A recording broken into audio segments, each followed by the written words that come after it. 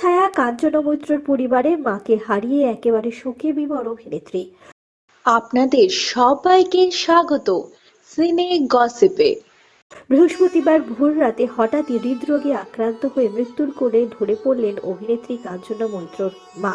তৎক্ষণাৎ হাসপাতালে নিয়ে গেলেও শেষ রক্ষা হয়নি। চিকিৎসকেরা তাকে মৃত বলেই ঘোষণা করেন।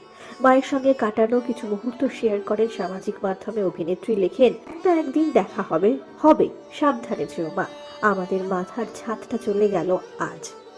সংবাদ মাধ্যমে কাঞ্চনা জানিয়েছেন, গতকাল রাত পর্যন্ত দুজনে অনেক গল্প করেছিলাম, সবকিছুই ঠিক ছিল, কিন্তু আচমকা এরকম হয়ে যাবে ভাবতে পারিনি। ভোর বেলা নাগাদ মায়ের বুকটা কেমন করছিল, শরীর ভারী হয়ে গেল। তাড়াতাড়ি হাসপাতালে নিয়ে গেলেও শেষ রক্ষা হয়নি। বাড়িতেই সব শেষ হয়ে গিয়েছিল, বুঝতেই পারলাম না।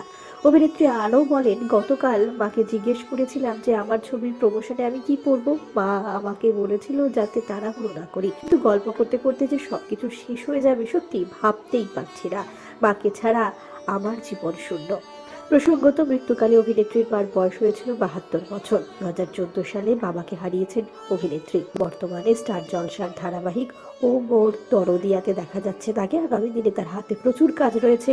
কপাল টুর শুটিংও শুরু করবেন অভিনেত্রী। কাঞ্চনা মৈত্র এবং তার পরিবারের জন্য রইল গভীর সমবেদনা। আমরা হলাম সিনে গসিপ।